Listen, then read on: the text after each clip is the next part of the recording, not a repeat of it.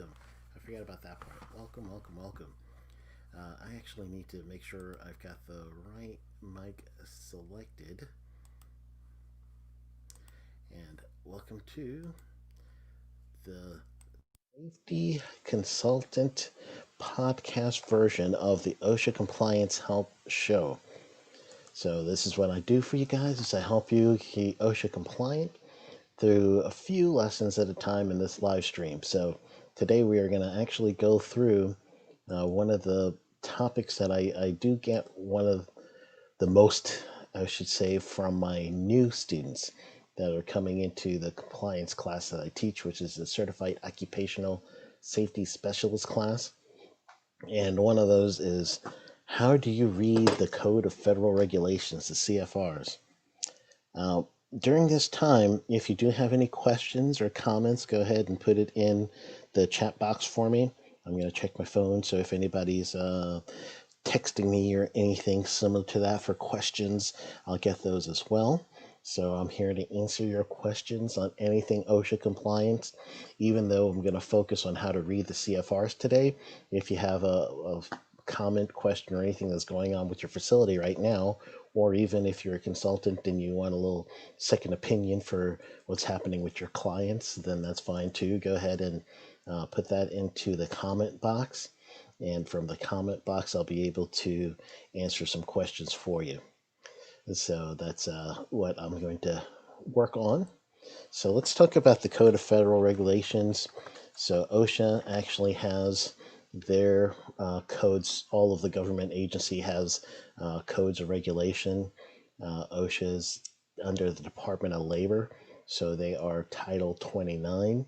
So that's when you're going to just see in the very beginning 29, and then you'll see CFR, which means Code of Federal Regulations, and then is the part. So the number after that is going to give you a part. So I'm going to share my screen. And again, if you have any current OSHA questions, I'll help you with that. Current meaning for your organization, you need a little help, you need someone to walk you through anything. And that's anything in OSHA, just go ahead, throw it in the comment section and I'll answer that. But for the lesson for today, I'm just going to go ahead and help you out with the Code of Federal Regulations. So I'm going to share my screen with you. And of course, you could just go in the comment and just say, "What's up?" Let me know you're here. I'm okay for that too. All right. So you're seeing the OSHA.gov website right now. So with the OSHA.gov website, what you want to do is just hover over where you see standard there. This one you'll actually need to kind of click to open. Then laws and regulation, we're going to open this one as well. Scroll down. So I mentioned 29, which is Department of Labor for OSHA. So it's 29 CFR, and then the part is the next thing you're looking for. General industry is 1910, construction is 1926, maritime has 3 books. So when you click on maritime, you're going to see 1915, 17, and 18. Those are all the 3 parts for maritime. And then agriculture is 28. State plans have their own part of 1952. Record keeping is something that all of everyone that's under OSHA has to think about. Some people are partially exempt, and I went through that on Tuesday. So you have to go back on my feed and make sure you watch Tuesdays if you need some record keeping help. But 1904 is also included as a part you should know. And not in here, you don't see this on this page, but you should also be aware of part 1903. That's how OSHA does their inspections. So that's the 1903 part. If you're very well aware of record keeping, that is going to also lead you to some areas that are specific in general industry that says, like for instance, Subpart O, which is machine guarding. There are some record keeping parts in that subpart. So you would have exceptions to that rule, if you will. So you should know that too. So that's the first thing is, again, the basics, 29 CFR, and then whatever you are is the part. If you're not aware of if you should go to construction or general industry, those are two different parts, right? So what does it mean for construction? What does it mean for general industry? If you are building anything for the first time, if you're remodeling anything, if you are painting or decorating something, then you are in construction. If you're manufacturing something, if you're selling, if you're warehousing, uh, any of those industries, grocery stores, retail, that's general industry. Electrical covers both. There's electrical in construction, there's electrical in general industry. You just have to make sure you figure out, am I doing this activity to maintain this piece of equipment or the structure or whatever? Or am I doing this thing to rehab it, to build it, or to actually decorate it or paint it? Then you're in construction. So that's going to be the difference between the two parts. So you got to make sure you know the differences there so you'll choose the right book. So that's the other thing that you really want to make sure is picking the right book. So let's go back. So all the different parts over here, I'm going to start with general industry, which is 1910. So that's the part. And now the next thing you need to know is there's a letter after each part, which is going to be your sub part. And after a while, it just kind of gets ridiculous with the parts and subparts, and then you break it down into paragraphs. But I just want to show you for your knowledge. I am going to click on an easy one because a lot of people are aware of Subpart D, which is the walking and working surface. So I'm going to click on Subpart D. And let's say the best way to really understand the CFRs is this. First, if you know a specific piece of equipment, you could just go ahead and go into the table of contents, look up that specific piece of equipment, and then you could work it that way. If not, then the next best thing to do is to look up the activity. What is the person doing? And that's going to generally lead you to which book and then which subpart to pick. So the subpart O is machine guarding, but subpart D, where you're seeing here, is walking and working surface. So this is how you would break down the different subparts, if you will. On OSHA's website, I actually use two things. I use OSHA's website, and then I also have Regs to Go, which is a Mancom. They're, I guess, a publisher. That might be a way of saying it, a Mancom publisher. And they publish the CFR. So I use that quite a bit myself too. And I've been using it for a long time. So if you don't have Mancom or actual CFR, you could go ahead and look at, and that's a physical copy that you can hold in your hand. Go ahead and use the OSHA website. That's the best way to do. But if you do want to buy a physical copy, I would suggest Mancom, and that's MANCOMM. That's a great company to use. So I am going to show you, if you see a hyperlink anywhere under these federal regulations in the parts and subparts, the hyperlinks will lead you to another what they call letter of interpretation. So that's a good way of doing that one. So I'm going to look at this over here, which is going to tell you, for the purpose of OSHA, what does construction work mean? I explained it to you, but just so I can show you the difference between part and paragraph. So we got part 1910. Subpart is the letter, always going to be a letter, which is B, and then the paragraph is related to that subpart. So I'm going to click on this where it says construction work. So paragraph A talks about the standard, and it gives you a little bit about the 1926 standard. And you'll notice that little letter in parentheses next to 1910 section 12. So that's the section. So 1910 section 12, think of the dot as being section. And then the parentheses that has the A, think of that as being a paragraph. So you're looking at 1910 section 12 paragraph A. So let's look at paragraph B right here.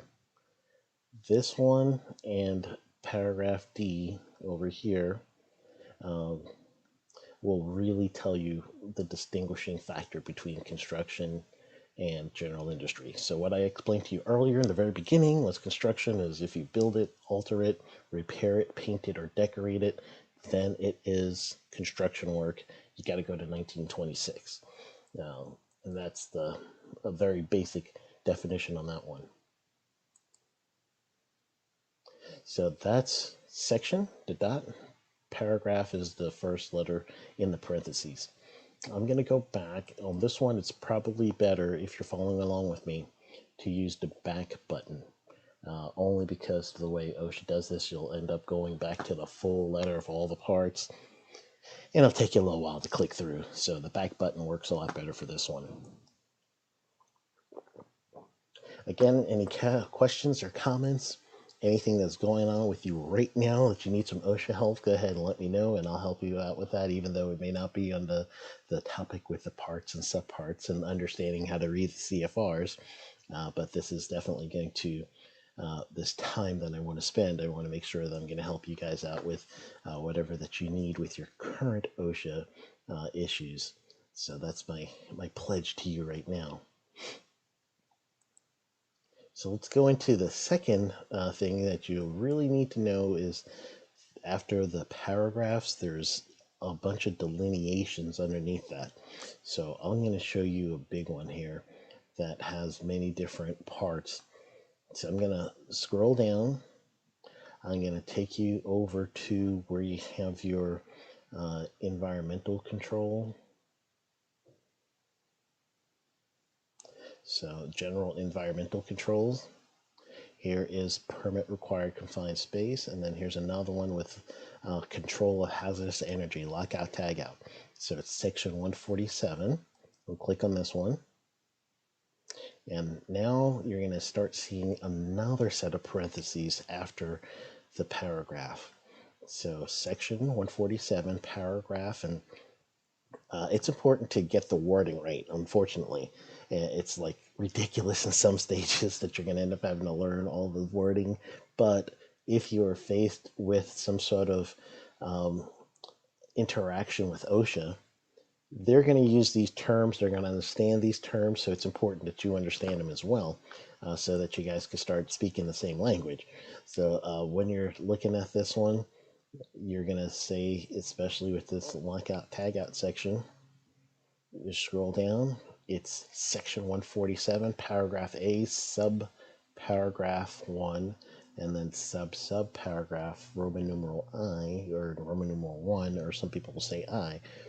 So what you're really saying in this case is the paragraph A is under section 147, and then number 1 is the subpart or subparagraph of A. Roman numeral 1 is subparagraph of 1 to A. So kind of think of it as this way. It's like you got like one line here, and then you got another one going down this way, and then you got another one going down, kind of like stair step. And that's how the standards are all written. So you have paragraphs, subs, sub to that sub to that sub, and it's really ridiculous to have to say that all the time. But over here where there's exceptions to lockout tagout, where it says oil and gas well drilling and servicing, this will be said 1946 or part 1910 section 147, paragraph A, subparagraph 1, subparagraph II, subparagraph, excuse me, E. And E is going to be always capitalized. So E refers to II refers to 1 refers to A, and A is a paragraph of 147. Confusing, right? It's really ridiculous that you have to think that way, but in order for you to get a good understanding of number 1, a place marker, it'll show you exactly where you are when you're flipping through the physical book, but then also it's going to help you when you're looking at or at least interacting with the compliance officer, then you and the compliance officer will pretty much be talking the same language. So that's the example of what you would have for it. Really, how would you go through those standards?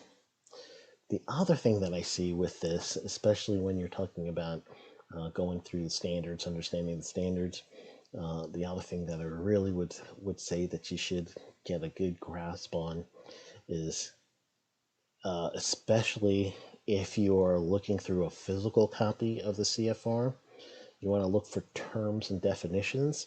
And then you're also going to see a little bit of fine print on some of the standards.